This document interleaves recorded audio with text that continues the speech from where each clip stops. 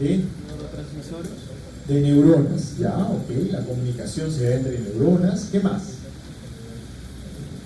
El proceso se da porque las neuronas están enlazadas, están unidas, no están unidas. Hay intermediarios, hay sinapsis. ¿Y qué es la sinapsis? ¿Cómo definiríamos a la sinapsis?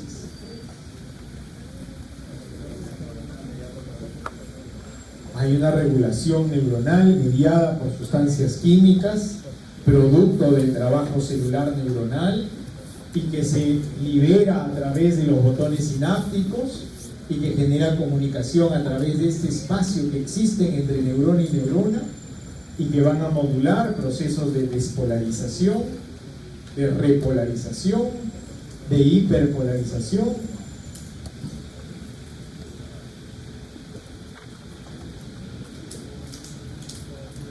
¿Y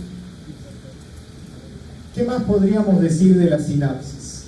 ¿Es un proceso controlado? ¿No está controlado? ¿Se descontrola? Está controlado, ok. ¿Dónde están las luces de este espacio, saben? ¿Para acá? ¿No son las de allá? Donde dice prender y apagar. Aquí. No me le...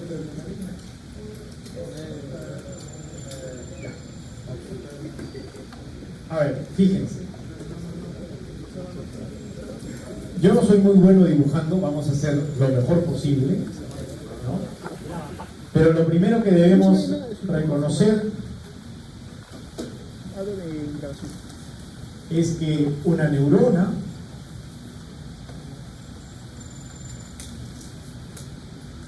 y ustedes irán reconociendo todas las estructuras neuronales, se comunican a través de la liberación de neurotransmisores, ¿verdad? Y luego el cuerpo neuronal llevará sistemas de despolarización, repolarización, hiperpolarización a través de la conductancia iónica. ¿Estamos bien? Entre los procesos de neurotransmisión tenemos, por ejemplo, la liberación de glutamato, ¿de qué más? Y aspartato, ¿verdad? Que son aminoácidos, ¿cierto? Y que en el sistema nervioso se van a comportar como neurotransmisores excitatorios. Esta neurotransmisión excitatoria genera una despolarización de la membrana neuronal que es mediada principalmente por ¿qué ion? Por el ion sodio, ¿verdad? A través de canales específicos que son los canales de sodio voltaje dependiente. Entonces, cuando el ion sodio ingresa, lo que genera es una despolarización de la membrana, y eso permite que la conductancia de este ion genere una despolarización con apertura de canales de calcio que sostenga la dinámica de despolarización y que ejecute mayor liberación, por ejemplo, de otros neurotransmisores excitatorios, o que tengamos finalmente una respuesta en un órgano efector, ¿no? Un órgano, de repente tengamos aquí la liberación de otro neurotransmisor y ejecutemos una determinada respuesta, ¿ok? Eso es más o menos la dinámica del trabajo celular en el proceso nervioso. Sin embargo, debemos tener en cuenta que así como existen mediadores excitatorios, mediadores despolarizantes de la membrana celular, deben existir sistemas de compensación. Y estos sistemas de compensación principalmente se van a llevar a cabo a través de una interneurona, ¿no?, que libera neurotransmisores que regulen esta despolarización y tratará de negativizar la respuesta neuronal a través de la conductancia de neurotransmisores depresores. Entonces, vamos teniendo en cuenta que la dinámica neuronal se excita y se deprime, ¿ok? Y se genera un equilibrio. Tengo neurotransmisores de excitación, como por ejemplo glutamato, aspartato, ¿ok? Glutamato, aspartato, ¿se ve? ¿Llegan a ver o no? No mucho. Aquí puse glutamato, aquí aspartato, ¿ya? Y así como tenemos neurotransmisores excitatorios que despolarizan las membranas neuronales, tenemos neurotransmisores que deprimen las membranas neuronales. ¿Y cuáles son los neurotransmisores que deprimen? GABA, por ejemplo, ¿no? El ácido gambamino-butírico. ¿Quién más? Glicina, por ejemplo. Siempre tratando de mantener, como todo en la dinámica fisiológica, que trata de mantener un equilibrio.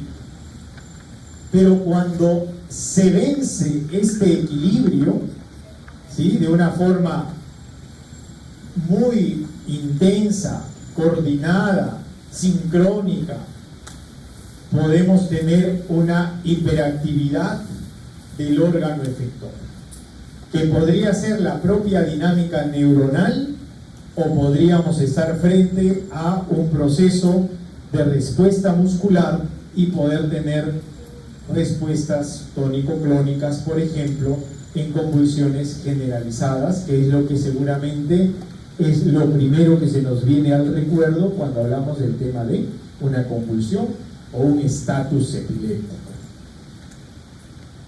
Por lo tanto, cuando nosotros hablamos así en sencillito de la fisiopatología del estatus epiléptico, de la convulsión, lo que tendríamos que describir es de la pérdida del equilibrio que existe entre la neurotransmisión excitatoria y la neurotransmisión depresora.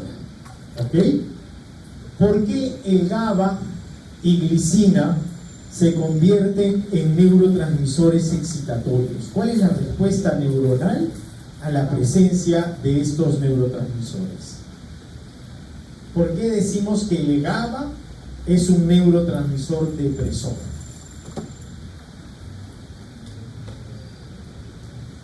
Porque es inhibidor, perfecto. ¿Y por qué es inhibidor? Eso, muy bien.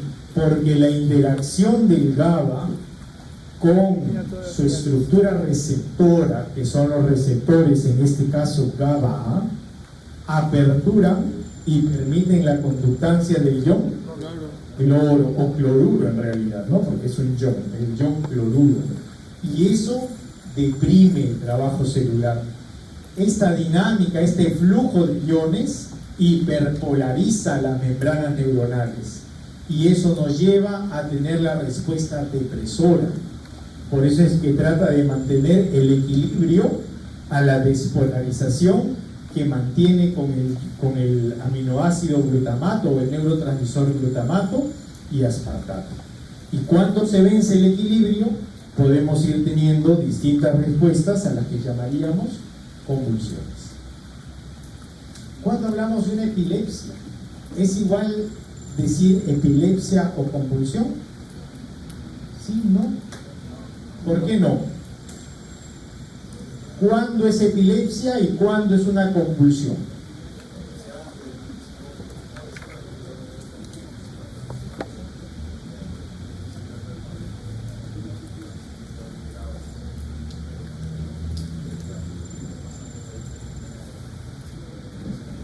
Muy bien, ¿no? Efectivamente, una epilepsia o una convulsión, perdón, puede ser un fenómeno aislado.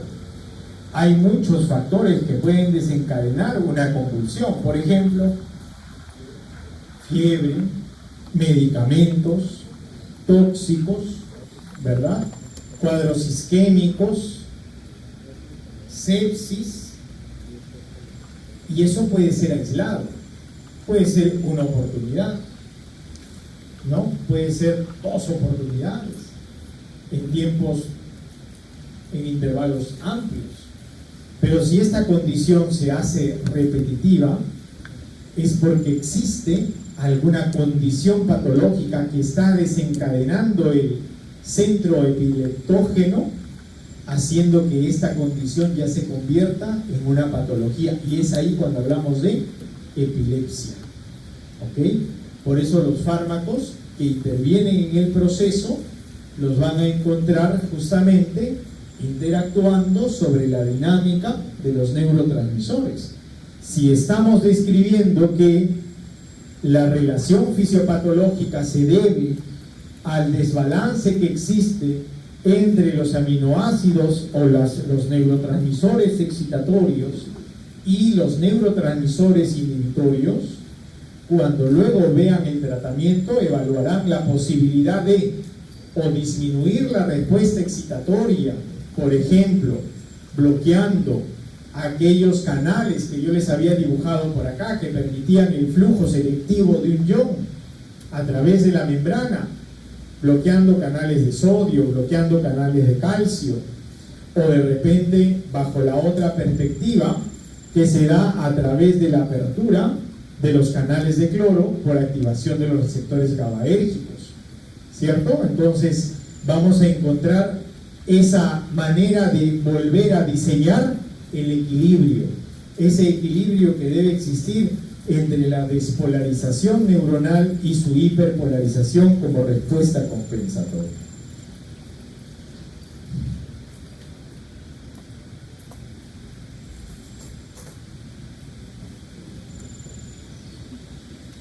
No sé si les pasé las PPT, creo que no, ¿no? No. Se las paso.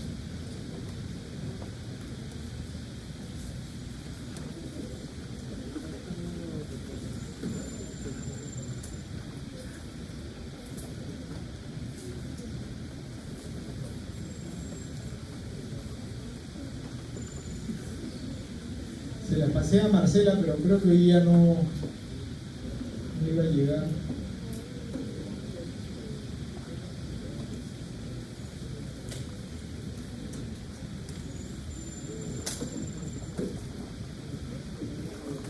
Enrique, igual te las paso, por favor, a ti para que las... ¿Ah? ¿No lo puedes pasar ahorita? Ya, pero igual te lo paso. Seguramente ahí Marcela está atenta y lo hace. Está corriendo la lista, ¿no? De asistencia. No hay fantasmas. Voy a llamar, ¿ah? Voy a contar al final, van a salir uno por uno, voy a decir yo soy tal. No anoten a quien no está.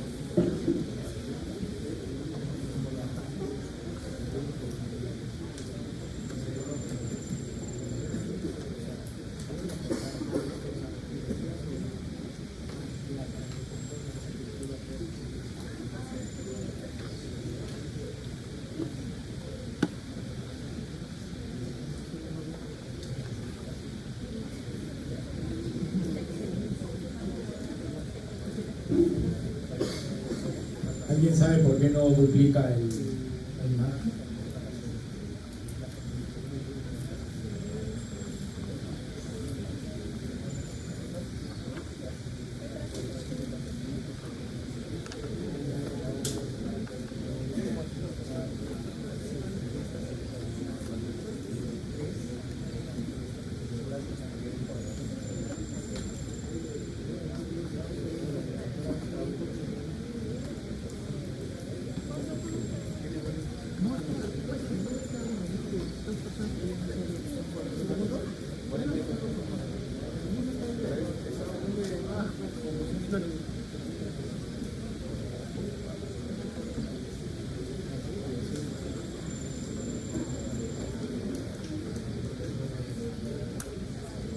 ¿Alguien me podría ayudar con esta máquina, por favor?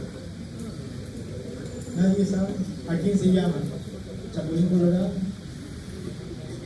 ¿Al vigilante? ¿Servicio técnico? ¿Ah? ¿Hay un número de emergencia? 116, SAM 108. Bueno, entonces, sí, por favor, gracias. Vamos teniendo en consideración que la crisis epiléptica se refiere, la crisis epiléptica o la convulsión, ¿no? Se refiere a la aparición transitoria de signos y síntomas provocados por una actividad neuronal anómala, excesiva, simultánea en el cerebro. ¿Ok? Eso es lo que veníamos conversando. Mientras que la epilepsia ya viene a ser el trastorno cerebral que se caracteriza por una predisposición continua a apariciones de crisis epiléptica y por consecuencias neurobiológicas. Me confirman si todos tienen las PPT, porque si las tienen me pueden seguir, ¿sí? Ya, perfecto. ¿Qué cosa es una convulsión entonces? Es una conducta anómala originada por una descarga eléctrica de las neuronas de la corteza cerebral. Hay una variación entre los signos y síntomas que se debe al sitio de la descarga. Eso nos refiere que pueden existir convulsiones en un segmento cerebral o que se disemine a ambos hemisferios cerebrales. Entonces podemos estar describiendo una convulsión focal y una convulsión, ¿cuál sería la otra? Generalizada, ¿verdad? Hay unas convulsiones focales y convulsiones generalizadas. Y estos fenómenos van a incluir respuestas sensitivas, motoras, autónomas o psíquicas. Cuando describimos un manifiesto sensitivo, ¿a qué nos referimos? ¿Qué cosa es un manifiesto sensitivo? Las auras, por ejemplo, hay una sensación extraña que nos lleva a una respuesta a nivel de comportamiento. Pero si yo digo hay una respuesta motora, movimiento, ¿no? Movimiento de repente de un segmento, de repente de párpados, de repente de labios, de repente de miembro superior. ¿Me dejo entender? Es una respuesta motora, sensitiva. ¿Qué más? Autónoma. ¿Qué respuesta autónoma se podría generar? Gracias, muchas gracias. ¿Qué respuesta autónoma podríamos generar? Por ejemplo, sí, manifestaciones a nivel de esfínteres, incontinencia, ¿qué más? Taquicardias, ¿verdad? Perfecto. Y si hablamos de psíquicas, alucinaciones, ¿verdad? Cambios en el comportamiento, sensaciones vívidas. Entonces van a ser manifiestos o manifestaciones que se van a desarrollar durante la dinámica de la convulsión. La crisis convulsiva se presenta durante todas las enfermedades graves o lesiones que afectan al cerebro. ¿Ok? Pueden ser por desajustes metabólicos. Por ejemplo, ¿qué desajuste metabólico tiene alta incidencia en convulsiones? ¿Cuál? La hipoglicemia, por ejemplo, ¿no? No sé si dijiste eso. No, te iba a poner 2 puntos más en el parcial si me decían que sí, pero bueno. Desajustes metabólicos, por ejemplo, cuadros de hipoglicemia, infecciones, tumores, abuso de fármacos, lesiones vasculares o deformaciones congénitas, ¿no? Canulopatías pueden haber deterioros, daños a nivel de los canales iónicos, y esto puede generar respuestas excitatorias en el sistema nervioso que condicione a una convulsión, y que si esta condición es repetitiva ya estaríamos hablando de una epilepsia. En cuanto a las convulsiones, entonces se presentan y unen rápidamente a redes de distribución de forma bilateral. ¿Qué tipo de convulsión es? Generalizada, ¿verdad? Estamos hablando de una convulsión generalizada. Sin embargo, si esta convulsión ocurre dentro de redes limitadas a un hemisferio cerebral, estamos frente a una convulsión focal. ¿Ok? Perfecto. Las convulsiones focales inicia en un área específica del cerebro. ¿Ok? Todos tienen esa PPT, ¿verdad? Ya. Inicia en un área específica del hemisferio cerebral. ¿Y cómo se clasifica? Con alteración de la conciencia y sin alteración de la conciencia. ¿Ok? Los síndromes que se presenten van a depender de cuál sea el hemisferio afectado.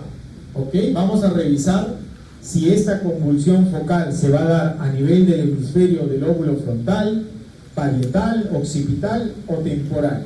De acuerdo a dónde esté desencadenando esta convulsión focal, vamos a tener unas características clínicas, ¿ok?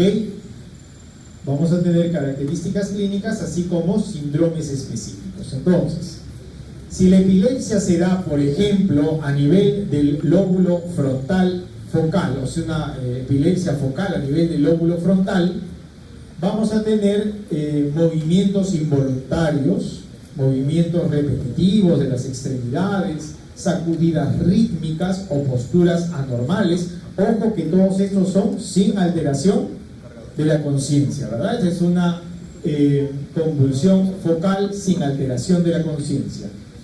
Va a haber el patrón jacksoniano. ¿Cuál es el patrón jacksoniano? ¿Han escuchado de esto? Que inicia, por ejemplo, en los dedos, continúa con la mano, continúa con todo el miembro superior. ¿Sí? Como que avanza, como que hace olas de convulsiones. ¿Va a ayudarnos con el arreglo? Ya, listo, muchas gracias. Ok, ese es el patrón jacksoniano. Y el aura motora, donde el paciente describe sensaciones de hormigueo, rigidez en un área específica del cuerpo antes de la convulsión. Gracias, muy amable. Por lo general, ¿no? Esta convulsión focal va a ser la antesala ¿de qué? De una convulsión generalizada. ¿Ok?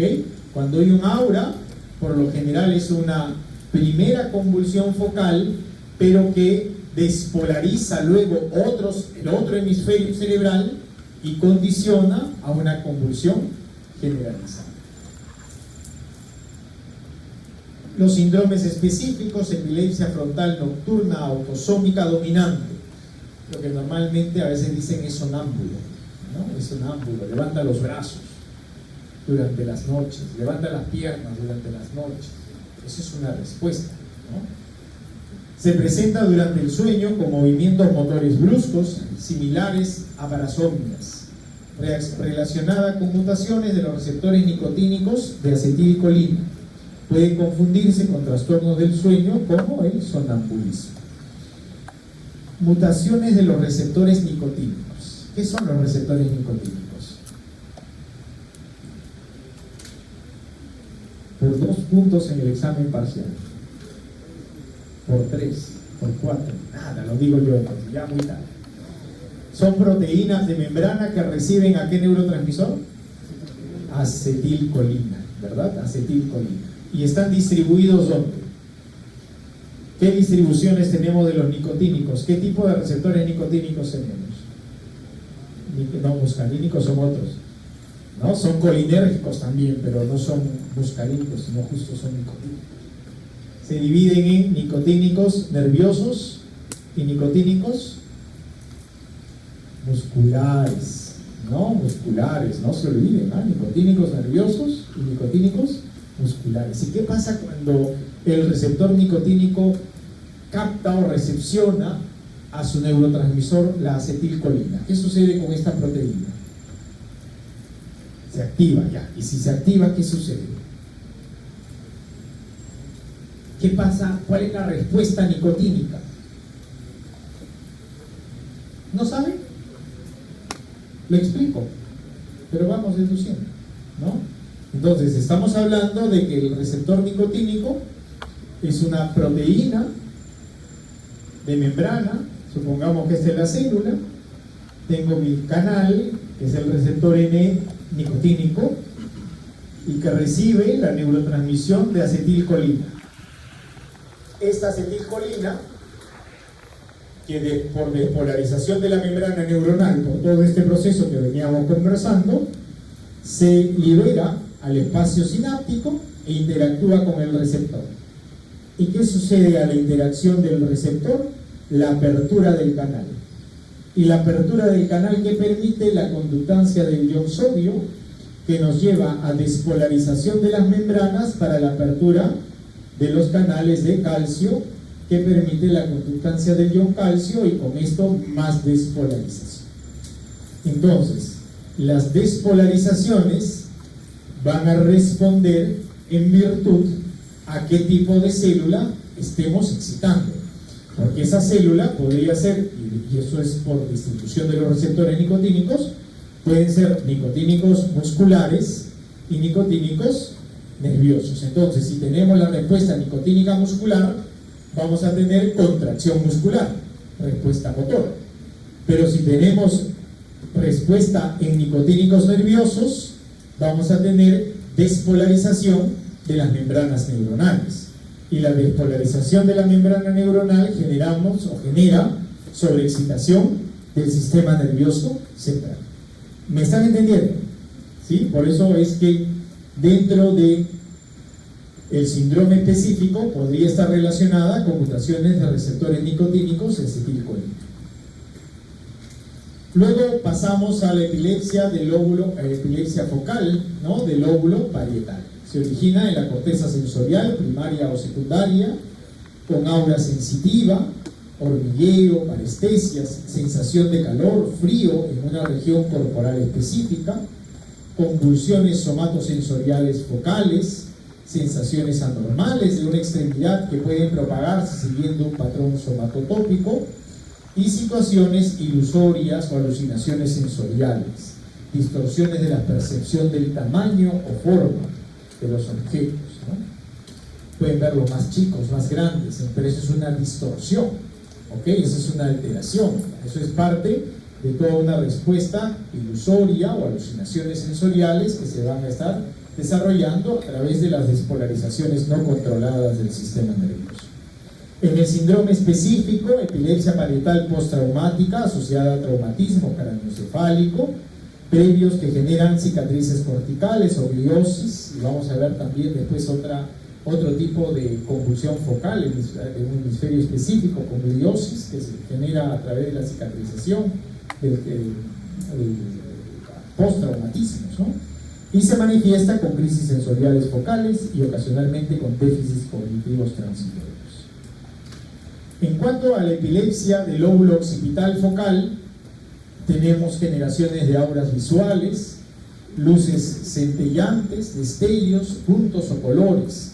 Esto es importante porque el paciente refiere observaciones de estas manifestaciones y ya genera, ¿no?, la respuesta convulsiva por lo general, valga la redundancia, generalizada, ¿no? Entonces, eso es importante dentro de la evolución clínica, ¿no?, porque el paciente comienza a sentir ya estos manifiestos y muchas veces se pone a buen recaudo, ¿no? Comienza a ubicarse en una zona donde él vea o ella vea que no va a haber un mayor daño hacia él.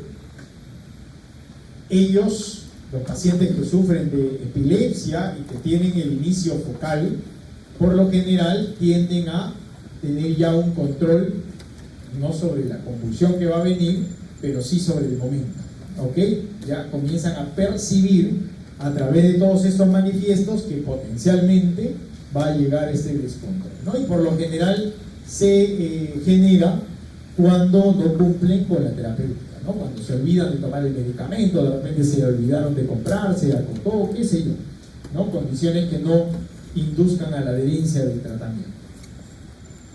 Luego tenemos, en los síndromes específicos de esta epilepsia focal occipital, tenemos crisis visuales durante la infancia, ocurre predominantemente durante la noche, tiene resolución espontánea en la adolescencia, y la epilepsia occipital idiopática en adultos con crisis desencadenante por estímulos luminosos intermitentes y se asocia con actividad epileptiforme del electroencefalograma inducida por luces parpadeantes, ¿no?, para el diagnóstico.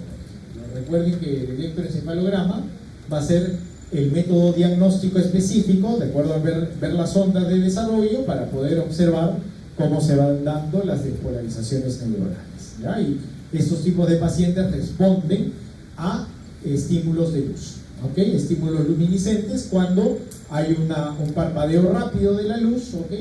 Luces parpadeantes. Eso genera un desorden en la respuesta del electroencefalograma. Luego tenemos algunas características clínicas: el aura psíquica, alteraciones auditivas, sensaciones epigástricas ascendentes, describen una sensación de presión desde el abdomen y que asciende hasta el tórax, y disfunción autonómica, ¿no? Consudación, cambios en la frecuencia cardíaca, piroerección. Recuerden que todas estas respuestas son autónomas, son colinérgicas.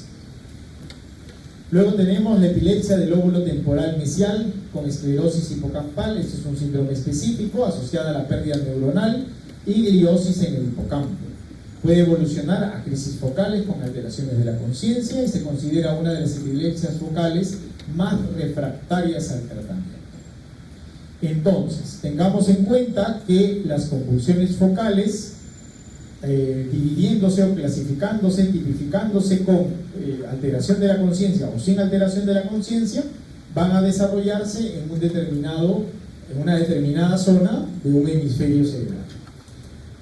En el caso de las alteraciones focales o las convulsiones focales con alteración de la conciencia, a menudo surgen en el lóbulo temporal, inicia en un lado del hemisferio y puede propagarse rápidamente afectando a ambos hemisferios.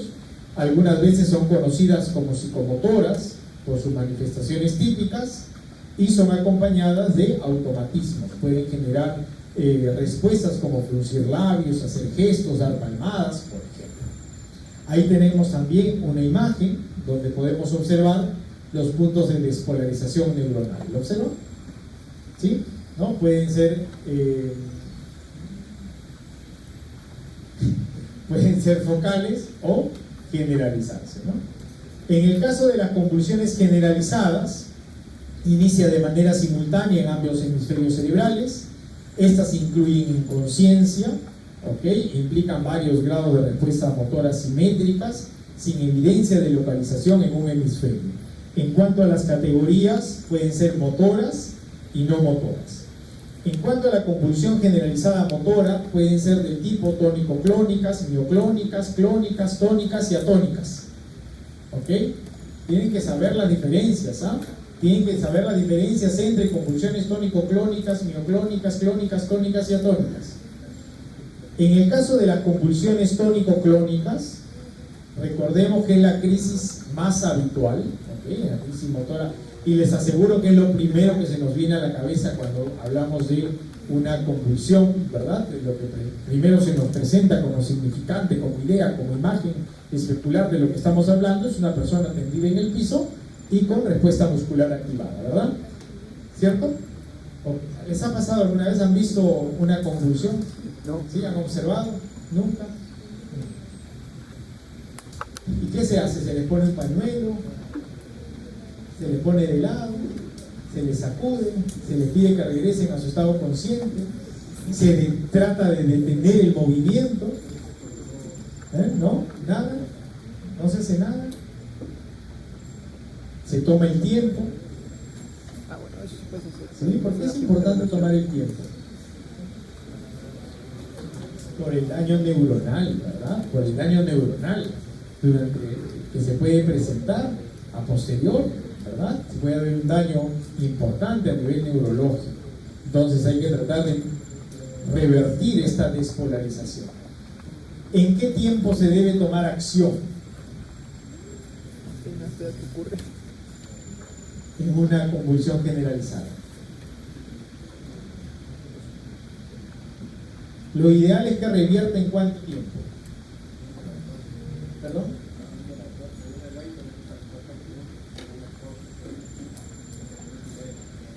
Claro. Lo que pasa es que debería revertir en menos de un minuto. ¿Ok? En menos de un minuto. Si el estatus epiléptico, si la convulsión dura más de 5 minutos, por eso es que nos habla menos de 4 minutos, si dura más de 5 minutos, lo más probable es que ese estatus epiléptico tenga mucho más tiempo. Pero nadie va a esperar que dure pues media hora, porque después de media hora hay daño ya neurológico totalmente instalado. ¿Me dejo entender? ¿Sí? Entonces, lo ideal es menos de un minuto, no revierte, hay que actuar. ¿Ok? Hay que actuar. Y ustedes me dirán, sí, pero si yo estoy en la calle y veo convulsionar, bueno, hay que llamar al SAMU de inmediato, ¿no? ¿Por qué? Porque tienen que ponerle alguna benzodiazepina. Llega el SAMU y le pone, claro, intramuscularmente, y donde caiga o donde pueda caer, ¿no? Tienen que ponerle diazepam. ¿Por qué razón? No van a esperar seguir tomando el tiempo. Te van a decir, a ver, señorito, ¿sé cuánto tiempo lo está observando?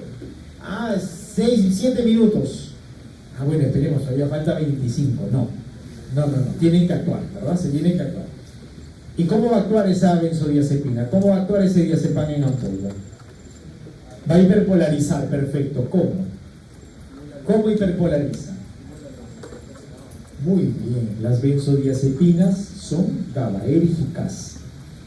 Son moduladores alostéricos de la respuesta GABAérgica. ¿Qué significa? Que aperturan, modulan, son los cupidos entre el GABA y el receptor GABA, ¿no? Permiten que la reacción, la interacción del neurotransmisor con su receptor GABAérgico sea en mayor tiempo y con mayor respuesta.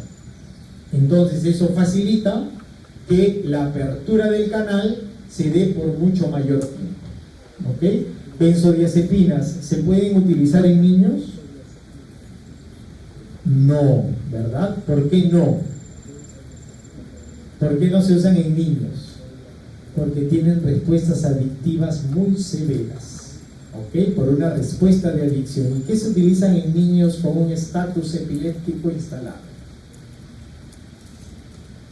Fenobarbital, ¿ok?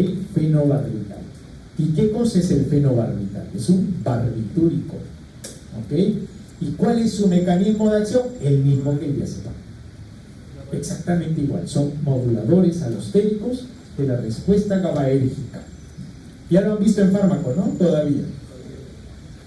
Diazepam sí. Perfecto. Entonces, estas convulsiones tónico-clónicas describíamos como una crisis motora mayor, la más habitual. Se presenta una alerta vaga, ¿ok? Un aura, de repente un aura anterior. Presenta contracción aguda y tónica de los músculos con extensión de extremidades y pérdida inmediata de la conciencia. Hay incontinencia intestinal y vesical frecuente, lo que hablábamos de la respuesta autonómica, ¿verdad? Cianosis por contracción de la vía aérea y los músculos inspiratorios, y genera una fase postictal. ¿Cuál es la fase postictal?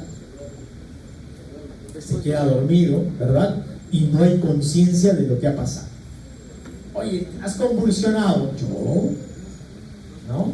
O sea, ya no recuerda, hay inconsciencia.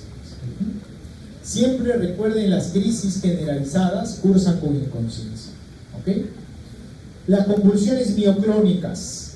¿Cuál es la diferencia con la tónico-clónica? Cuando hablamos de una mioclónica, contracción muscular, una respuesta muscular, ¿no? Involuntarias con sacudidas bilaterales. ¿Ok? Sacudidas bilaterales. Puede ser de la cara, puede ser del tronco, puede ser de las extremidades. Y las convulsiones clónicas se caracterizan por pérdida de conciencia, hipotonía súbita, cae al piso, sacudida de extremidades, y pueden ser o no asimétricas. ¿Ok? Pueden ser o no asimétricas. En el caso de las mioclónicas, ¿cómo eran? Bilaterales, simétricas. ¿Ok? Simétricas. En el caso de las clónicas, pueden ser simétricas o asimétricas. Pero ¿qué más hay? Hipotonía. ¿Qué significa? Pierde el tono y cae al piso, ¿no? La convulsión tónica, un aumento súbito del tono que se manifiesta en los músculos extensores, ¿okay? Hay hiperextensión del cuerpo. Eso es una fase tónica, con una contracción muscular. Y las crisis atónicas, pérdida súbita del tono, ¿ok? Una pérdida súbita del tono y por lo tanto cae, ¿ok? Cae, como desmayado, cae. Esa es una convulsión atónica, una crisis atónica. Pero de todas, ¿cuál es la más común? La tónico-clónica. Vamos a ver etapas de una convulsión. Pueden iniciar ¿con qué? Con aura, ¿no? Alucinaciones, confusión, mareo, entumecimiento, emociones distorsionadas, alteración de la percepción, alteraciones visuales, cambios en los tamaños de los objetos, ¿verdad? Y todas estas condiciones son focales o generalizadas. El aura, ¿es una respuesta focal o generalizada? Focal, ¿verdad? Focal. Esta respuesta focal luego se generaliza, ¿verdad? Entonces, la convulsión a través del proceso de aura es una convulsión focal que en la mayoría de los casos se generaliza, o sea, despolariza a ambos hemisferios, porque recuerden, la convulsión focal es solamente de un hemisferio cerebral. ¿Estamos claros? Okay. Luego viene la fase tónica, la fase clónica y la fase postictal, con somnolencia, ¿verdad? Agotamiento físico, claro. ¿Y por qué habría agotamiento? Está cansado. Hay una hiperactividad muscular, pues, ¿no? Esto genera aumento del metabolismo y, por supuesto, una respuesta de agotamiento, de inconsciencia, mientras que va recuperándose de la respuesta desencadenante y despolarizante. Y la crisis, o la convulsión, perdón, generalizada no motora, ¿qué va a ser la crisis de ausencia? Por lo general en niños, ¿no? Son episodios epileptógenos generalizados, no convulsivos, ojo con eso, no convulsivos, y que se expresa principalmente como alteración de la conciencia. Antiguamente se les llamaba el pequeño mal. El pequeño mal, y a la convulsión tónico-clónica generalizada, ¿cuál era? El gran mal, ¿verdad? El gran mal. Muy bien. Se presentan en niños y cesan durante la edad adulta o evolucionan a crisis motoras. ¿Ya? Dos cosas. O se resuelve o empeora. ¿Ok? O se resuelve o empeora.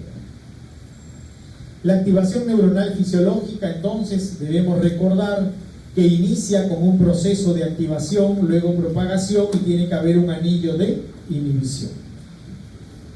En cuanto a la fisiopatología, y con eso habíamos comenzado nosotros la explicación, se da por desregulación de las concentraciones de sodio. Recuerden, el ion sodio es un catión positivo, bueno, ya lo dije, ¿no? Es un catión, es positivo, despolariza, excita la dinámica neuronal. ¿Ok? No se olviden de eso, ¿eh? El ion sodio es un catión, es un átomo positivo. Podríamos discutir hasta qué cosa es un átomo, pero no viene al caso, ¿no? Es una estructura positiva, despolariza, excita la membrana neuronal y genera liberación o modula la liberación de neurotransmisores excitatorios. ¿Cuáles eran los neurotransmisores excitatorios? Glutamato, principalmente aspartato, ¿no? Puede haber canalopatías. ¿Qué son las canalopatías? ¿Qué son las canalopatías? ¿A qué les suena? Fallas en los canales. Para que el ion sodio, bueno, podríamos aprovechar más la pizarra, ¿no? Y ahora prende, ¿no? ¿Se imagina?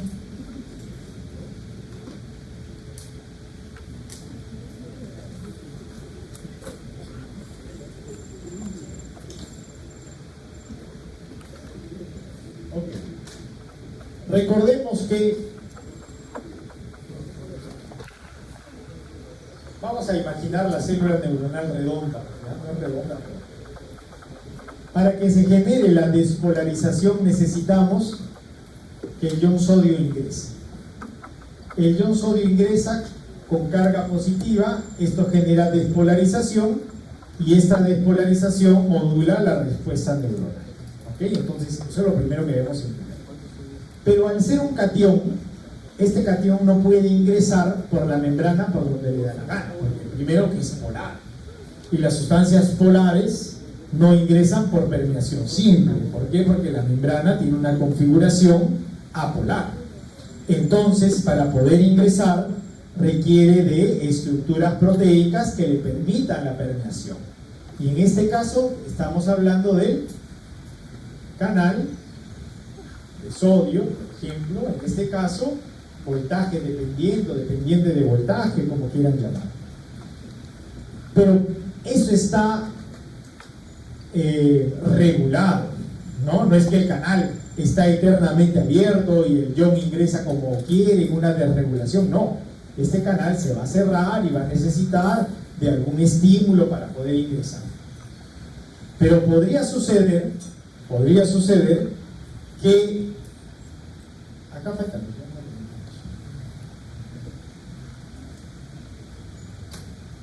Ahí está, no. Ahí ven mejor, sospecho, ¿no? Podría suceder que el canal no esté configurado. Recuerden, el canal iónico siempre tiene tres estados: o está abierto, o está cerrado, o está inactivado. ¿Ok? Siempre. El canal está abierto, está cerrado, o está inactivado. En este caso, podríamos hablar de una canalopatía cuando el canal se encuentra abierto, siempre, y no se cierra. Recuerden, esto es dependiente del voltaje. O sea, tiene que haber un momento en la dinámica de repolarización donde el canal se cierre. Si el canal no se cierra, va a permitir la sobreexcitación neuronal. Y esta sobreexcitación neuronal nos va a llevar a la desconfiguración de la homeostasis entre los sistemas de regulación, de excitación y de inhibición. Y esta medida, esta condición, esta respuesta puede llevar a las convulsiones en sus distintas manifestaciones, siendo focales, siendo generalizadas, lo que sea, a través de las canalopatías, ¿no? Desequilibrio entre los neurotransmisores. Ya habíamos hablado de los neurotransmisores. ¿Cuáles eran los neurotransmisores que excitaban? Glutamato, aspartato. ¿Y los que inhiben? GABA y glicina. Si hubiese alguna desconfiguración de estos neurotransmisores, también vamos a encontrar una respuesta excitatoria aumentada. ¿Ok? A ver, ¿de qué están peleando ahí atrás? Coméntanos. ¿De qué peleas con el compañero? Nada. Has tenido una convulsión focal. Te mueves sin respuesta alguna. Muy bien. Alteración funcional de los receptores postsinápticos. Recordemos que estábamos hablando, ¿se acuerdan de los receptores nicotínicos? ¿No? Los receptores nicotínicos, ¿dónde estaban? En el sistema nervioso. Ajá, tejido muscular esquelético y neuronal, ¿verdad? Pero es postsináptico, es tejido efector, ¿verdad? Y esto puede llevar a una conducta o a una hiperactividad de la respuesta del tejido efector.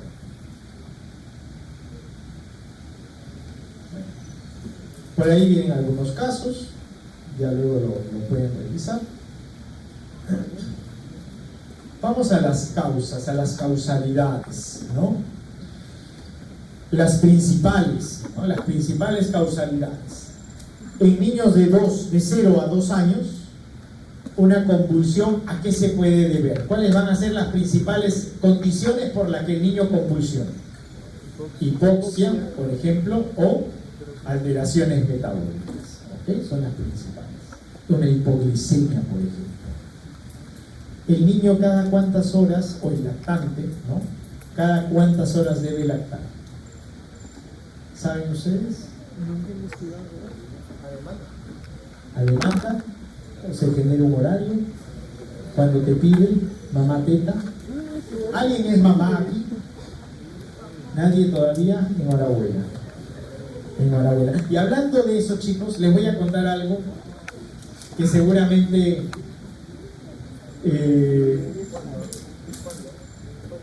les voy a contar una cosa muy personal. ¿Me permiten?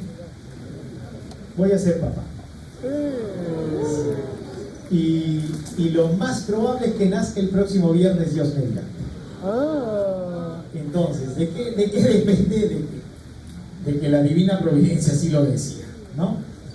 Y que mi esposa aguante una semana más su embarazo y que bajo lo que hemos diseñado, lo que hemos por lo menos planificado, ¿no? Se pueda dar una cesárea el próximo viernes si no se adelanta, ¿no? Entonces, yo no sé si con los nervios que se me vengan encima el próximo viernes pueda venir a clases. Yo soy optimista.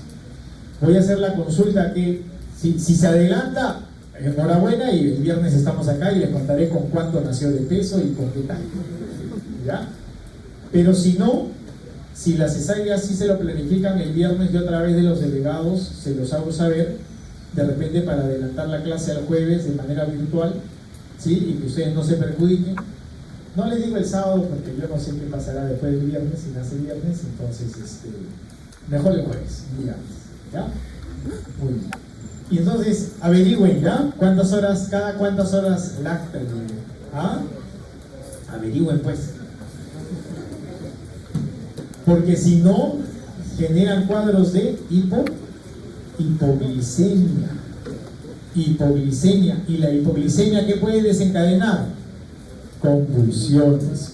¿Ya? Entonces, cuando ustedes hagan sus campañas de salud, porque ustedes cuando pasen al externado, ¿no? Una de las primeras actividades es trabajar dentro de las campañas de promoción de la salud, y una de las más fuertes es el de la lactancia. Y tienen que explicar la importancia que tiene de generar una dinámica del lactante. Sí, porfa, si nos puedes ayudar. Buenas noches. ¿Al 3? No, ya no te preocupes. Entonces, muchas gracias de todas maneras. Entonces, les decía de generar la conciencia de la lactancia materna, ¿no? Entre los 2 y los 12 años, la principal causalidad, fiebre. ¿Ok? Fiebre. Ahora vamos a hablar justamente del síndrome febril o idiopática. Bueno, sin una respuesta regular. Entre los 2 y los 12 años. Entre los 12 y los 18 años. Traumatismo. Los niños se caen, los adolescentes se caen, se golpean, hacen deporte, van con la bicicleta, patinan, se meten de cabezazos entre ellos, ¿no? ¿Se han metido un cabezazo de aquellos alguna vez? ¿Sí? ¿Entre esa edad?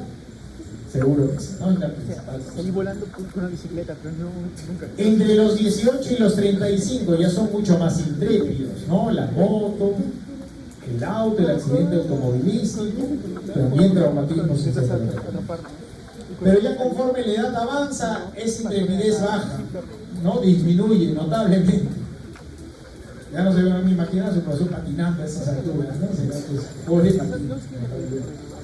Tumores cerebrales. Sin embargo, si hay convulsiones, hay que sospechar de tumores cerebrales. Y más de 55 años, eventos cerebrovasculares, ¿ok? Tumores, traumatismos. Las crisis convulsivas por causa febril se producen en un niño neurológicamente sano, se da entre los 6 meses a los 5 años de edad, incidencia entre los 18 y 24 meses. ¿Por qué? Pasado el año, dice, la vida del sistema inmunológico está bien desarrollado, pero no su barrera hematoencefálica. En fiebres altas se producen fuertes respuestas inflamatorias. Y entonces esto nos invita a hablar del síndrome febril.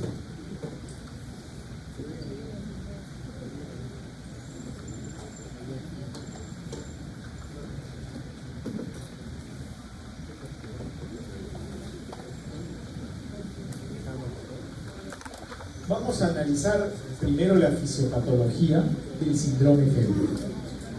La temperatura corporal. ¿Cuál es el rango de una temperatura regular, normal? Entre 36,5 a 37,5. ¿Cierto? Claro. En promedio, 37. Y también hay diferencias de dónde tomes la temperatura, ¿verdad? Si la temperatura es oral, si la temperatura es axilar, si la temperatura es rectal, si la temperatura es vaginal. Siempre hay cambios en el grado de la toma. Y eso lo tienen que saber. Han averiguado, ¿no? Si no, hacen su tablita. ¿Ya? Porque eso sí tienen que saber, sí o sí. La temperatura oral, ¿cuánto difiere de la real temperatura? 0,5. La temperatura rectal, ¿Tiene varianza o no tiene varianza? ¿La temperatura axilar varía o no varía? ¿Y en cuánto varía? Eso tienen que saber, ¿ok? ¿Y cuándo hablamos de fiebre? ¿Cuándo hablamos de fiebre?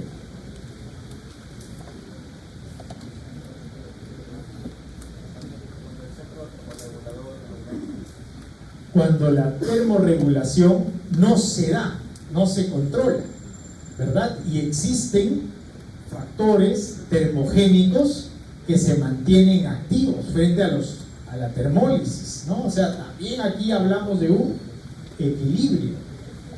¿Cuál es el equilibrio?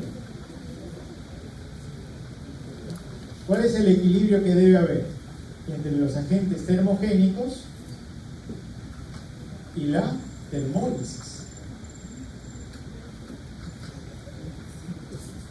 Aquí debe haber un equilibrio. Y este equilibrio nos debe permitir tener la temperatura corporal en cuánto? En 37,1, para darle gusto al total. 37,1. Muy bien. Pero, ¿cuáles son aquellos agentes termogénicos? ¿A través de qué sustancias iniciamos el aumento de la temperatura?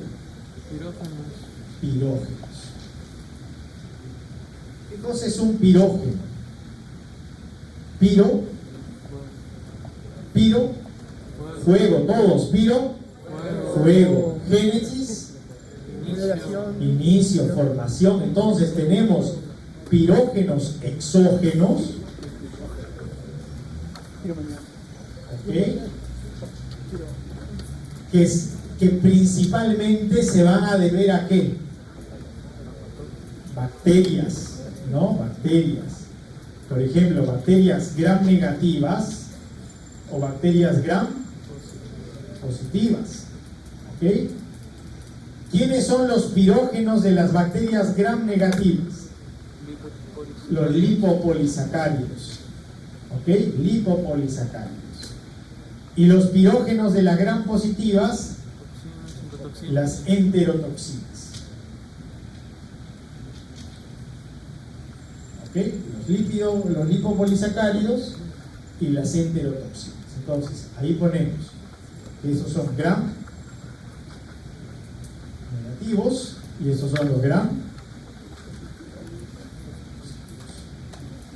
¿Cuál es la diferencia que hay entre gram negativos y gram positivos? ¿Dónde radica la diferencia de gram negativos y gram positivos? Su pared, ¿verdad? ¿Cómo es la pared del gram negativo? Ya han llevado microbiología. Entonces ya estamos hablando de cosas que dominan, ¿verdad? Eso es súper importante, ¿eh? Y ustedes dirán, qué pesado, profesor, me encanta hablar de farmacología. Pero es que todo decanta finalmente en la farmacología. ¿Por qué? Porque cuando ustedes estudian, por ejemplo, el tratamiento de los antiinfecciosos, tienen que reconocer si la bacteria es gram positiva o gram negativa para saber cómo trabaja el fármaco, ¿no? O por qué un determinado agente inhibidor de la síntesis de la pared celular no tenga acción sobre un gram negativo, por ejemplo, ¿no? Pero bueno, al margen de eso que ustedes van a ir aprendiendo. ¿Qué pasa con estos pirógenos? ¿Qué pasa con estos lipopolisacáridos y estas enterotoxinas? ¿Qué activan al sistema inmunitario? Y generan activación de ¿qué? De monocitos, macrófagos, etc. ¿Y estos qué activan? Citoquinas, interleucina 1, interleucina 6, interleucina 18, el factor de necrosis tumoral alfa, etc. ¿Verdad? Y estas de aquí, citoquinas,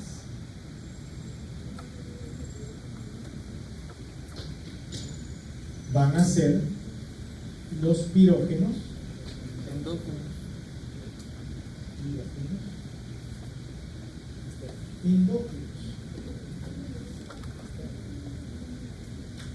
¿Ok? Pirógenos endógenos. Entonces, los pirógenos exógenos se relacionan con procesos infecciosos. ¿Me están entendiendo? ¿Sí? El inicio de la temperatura, del aumento de la temperatura, se debe a la presencia de ¿qué? De microorganismos. Chicos, ¿me están entendiendo? ¿Sí? ¿Seguros? Ya. El inicio del aumento de la temperatura del síndrome febril mediante pirógenos exógenos se refiere o inicia por la presencia de ¿qué? De agentes infecciosos, de microorganismos. ¿Ok?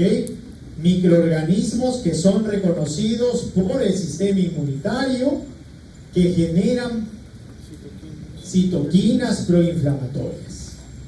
¿Ok? Pero puede haber una respuesta que no intervenga, o sea, puede haber un aumento de temperatura donde no exista presencia de microorganismos. Sí, sí, claro que sí. Por ejemplo, hipertermia. ¿ah? Hipertermia. Infartos, por ejemplo, necrosis. ¿Qué más? Injurias, respuesta autoinmune, ¿cierto? ¿Por qué? Porque puedo yo llevar a un aumento de citoquinas que no necesariamente esté modulado. ¿Por qué? Por la presencia de microorganismos. De repente me golpeé, me caí, ¿me dejan entender? Y comienzo a generar, como si tengo daño celular, tengo que autorizar a esas células y entonces comienzo a generar estas citoquinas, ¿ok? Y comienzo a modular la respuesta febril. ¿Por qué razón? Por ahí no termina, ¿no? Sino que, ¿qué pasa con estas interleuquinas? ¿A quién activa?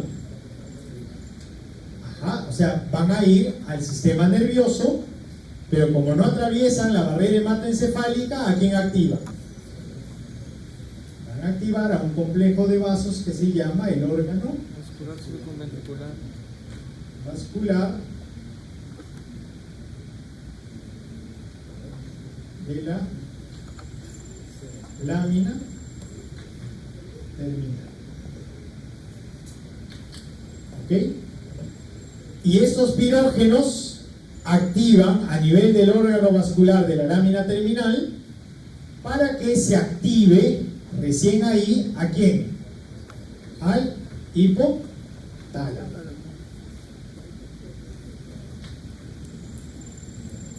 Al hipotálamo. ¿Estamos bien hasta ahí? ¿Me están siguiendo? ¿Seguros? Vamos por acá. Se me acabó la pizarra. Continuamos por aquí.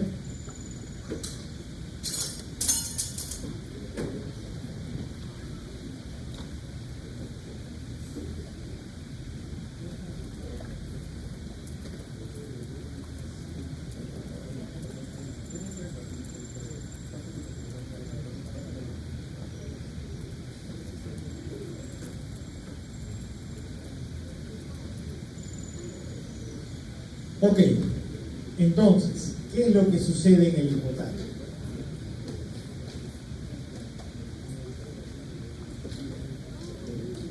En el hipotálamo vamos a hacer promoción ¿de qué? De prostaglandinas E2. ¿Y de dónde vienen estas prostaglandinas E2? Del ácido araquidónico. ¿Y de dónde sale el ácido araquidónico? De los fosfolípidos de membrana. ¿Cuál es la enzima que regula la formación de los fosfolípidos de membrana? Fosfolipasa 2. Perfecto. Entonces, vamos a hacer todo el diseño, ¿ya? La fosfolipasa 2, o los fosfolípidos, perdón, primero, fosfolípidos, por la enzima fosfolipasa 2, promocionaba ácido, ¿qué ácido? Araquidónico.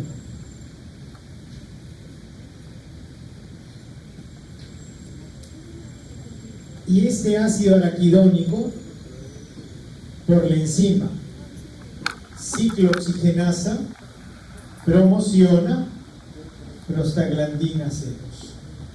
Y ahora vamos a analizar qué pasa con estas prostaglandinas. Las prostaglandinas C2, por ejemplo, generan vasoconstricción. ¿Ok? ¿No? ¿Perdón? ¿O vasoconstricción? ¿Seguros? ¿Periférica o central? Perdón, ¿periférica o interna? Periférico. ¿Vasoconstricción o vasodilatación? Periféricamente va a modular vasoconstricción. Por eso es que cuando hay fiebre hay palidez. ¿Me dejo entender? ¿Ya?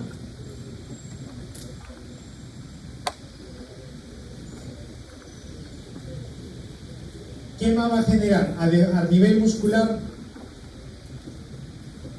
contracciones.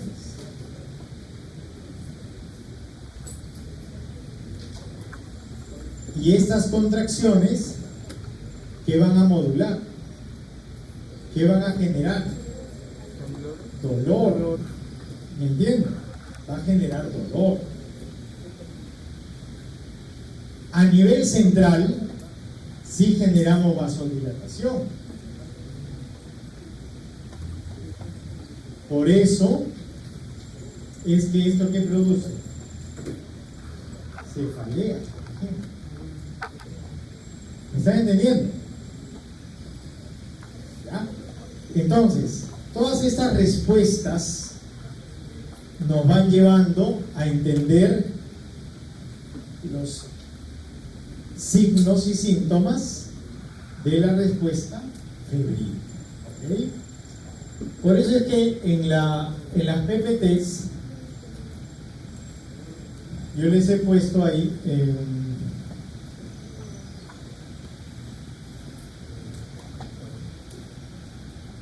unos cuadros donde tenemos las mismas respuestas, ¿no? Sí, ahí están la respuesta autoinmune, los pirógenos endógenos, exógenos, ¿lo ven? ¿Y cómo generamos un control de esta temperatura corporal? ¿A través de qué? Cuando tenemos fiebre, ¿qué tomamos? Antipiréticos. Antipiréticos. ¿Como cuál, por ejemplo? Paracetamol, metamizol, ¿verdad? Ibuprofeno. ¿Y cómo actúan estos fármacos?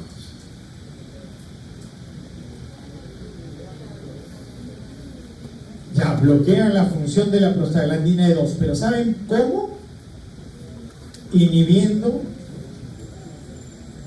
a la ciclooxigenasa.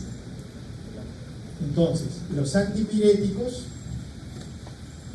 cualquiera que sea, los antipiréticos van a generar un bloqueo en el metabolismo del ácido araquidónico, haciendo que las prostaglandinas disminuyan. ¿Ok? Y cuando disminuyen las prostaglandinas, disminuyen todas estas respuestas. ¿Estamos claros? ¿Sí? Preguntas. Preguntas, sí. Claro. ¿Cuál es la diferencia entre la fiebre y la hipertermia? Pues son dos cosas distintas, ¿verdad? Ya, muy bien.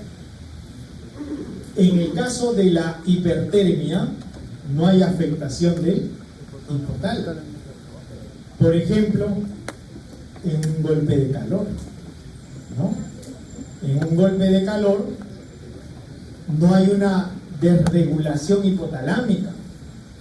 ¿Me dejo entender? pero sí hay una compensación vascular que nos va a llevar a aumentar la temperatura.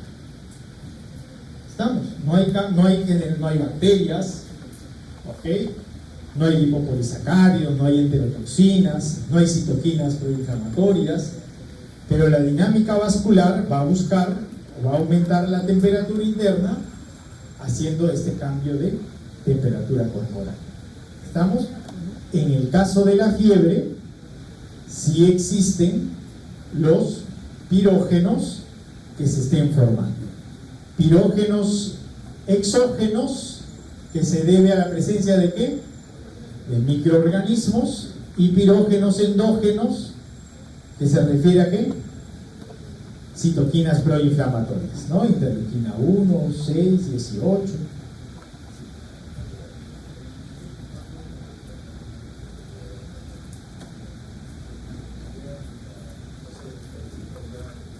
Muy bien.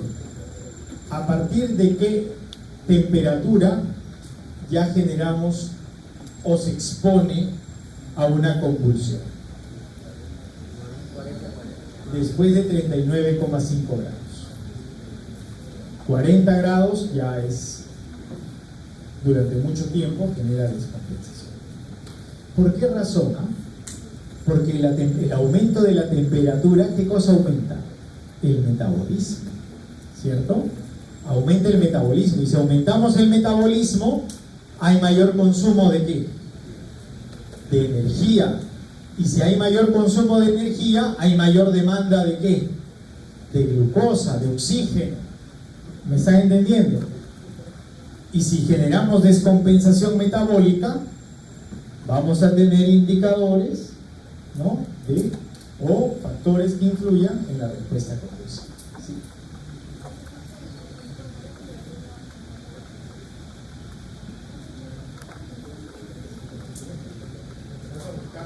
A ver, muy bien. La hipotermia también te acelera el metabolismo, ¿no? O sea, por eso es que necesitamos mantener en homeostasis. ¿Me entiendes? ¿Por qué? Porque tú vas a necesitar mayor calor. Y para tener mayor calor también necesitas mayor energía. ¿Ok? ¿Preguntas? ¿Todo claro? ¿Está claro? Sí.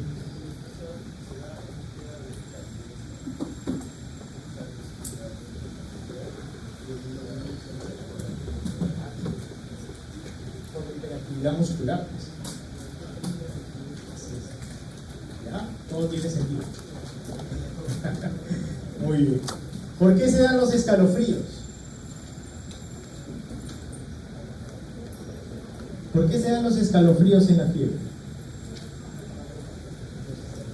Para liberar calor, para absorber calor, generar calor. Hay hiperactividad muscular, ¿no? Sí, puede que sí. Muy bien. ¿Preguntas? Las fijas. Ahí están todos los factores en la fija. Bueno, entonces chicos, muchas gracias. Ahí nos quedamos por hoy.